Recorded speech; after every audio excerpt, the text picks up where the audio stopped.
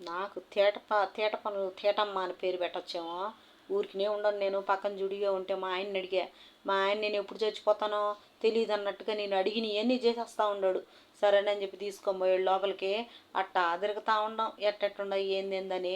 అబ్బాయి చెప్పులు చూడండి అబ్బా, బాగానే ఉన్నాయి కానీ నా సైజు లేవు. కానీ ఏమైనా కానీ అబ్బా మా నెల్లూరులో ఉన్నట్టు ఉండవు అబ్బా ఏదైనా కానీ. నేను గొడ్లు కూడా హైదరాబాద్లో కొనుక్కోనబ్బా, అన్నీ నెల్లూరులోనే తీసుకుంటా. చెప్పులైనా సరే నేను నెల్లూరుకి పోవాలా, సండే మార్కెట్కి పోవాలా, సండే మార్కెట్లో తీసుకోవాలా. నాకు భలే ఇష్టం అబ్బాడ, మోడళ్ళు బాగుంటాయి. అందుకని చెప్పి నేను ఆడే తీసుకుంటాను. సరేలే నాయన అని చెప్పేసి ఇంకొన్ని అవతల పక్కన చూద్దామని పోయా. ఈ బ్యాగులు 299 అంట. ఏముండాయి అబ్బా దీనికే 90 రూపాయలు 100 రూపాయలు కూడా చేయవచ్చు చెప్పులు. 299 రూపాయలంట. ఏందోనబ్బా ఏందో చెప్పాడు కూడా, కేకులా కాకులా అవి అంట చెప్పులు. అవి వెనకాల ఏమి లేదులే ఒకటికి. ఇటు పక్కేమో షూలు, అయ్యేమో 899 రూపాయలంట. ఓ అంత పిరిమైందిరా నాయన, అంత పిరిమి ఉండవు ఈ బయట అనుకోని నేనా గమ్ముకొచ్చా.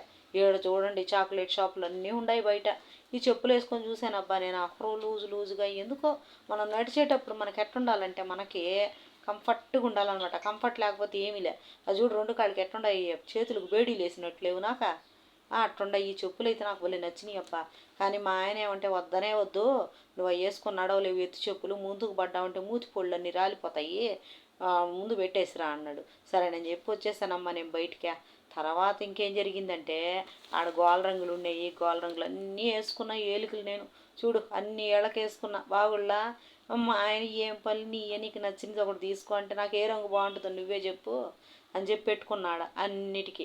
లాస్ట్కి చూస్తే ఒక్కటి కూడా కొనుక్కోలేదు, వాడుకొని మాత్రం వాడుకున్నాను.